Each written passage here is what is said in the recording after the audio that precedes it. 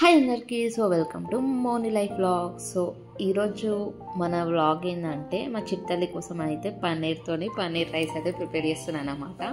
మన ఛానల్ని first time చూస్తున్నట్టయితే సబ్స్క్రైబ్ చేసుకొని చిన్న లైక్ ఇవ్వండి గైస్. మీ లైక్ వల్ల మన వీడియో ఇంకా చాలా వరకు రీచ్ అయితే వెళ్తుంది అనమాట. ఈరోజు ఈ వీడియోలోకి అయితే వచ్చేద్దాం. పన్నీర్ తోటి రెసిపీ అయితే పెట్టండి అనేసి అడిగిరు అనమాట.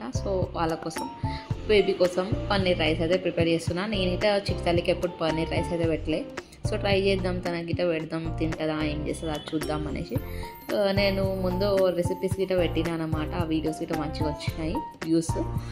మీరు మన బేబీ రెసిపీస్ ఏమైనా కావాలంటే మన ఛానల్లోకి వెళ్ళి చూడొచ్చు అనమాట. చాలా ఉంటాయి.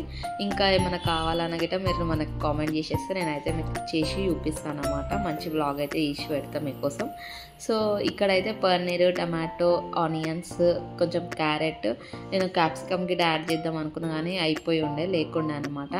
ఇంకా వెజ్జెస్ ఏమన్నా గ్రీన్ పీస్ అలాంటివి ఏమైనా ఉంటే గిట్ట యాడ్ చేసుకోవచ్చు. మంచిగా పెడితే బేబీ హెల్త్కి మంచిదే అనమాట.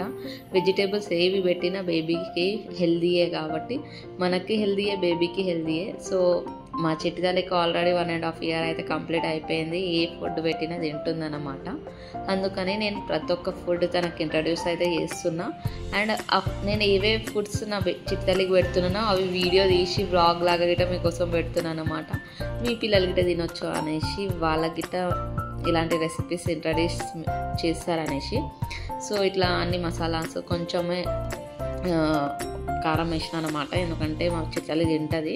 తినకపోతే స్కిప్ చేసేయండి మీరు. 1.5 ఇయర్ బేబీస్కి పెట్టవచ్చు, 1 ఇయర్ బేబీస్కి పెట్టవచ్చు, 8 months 10 months బేబీస్కి ఇట్లా పెట్టవచ్చు. చాలా ఈజీగా తినేస్తారు అనమాట. మంచిగా స్మాష్ చేసేసి పెట్టుకోవచ్చు.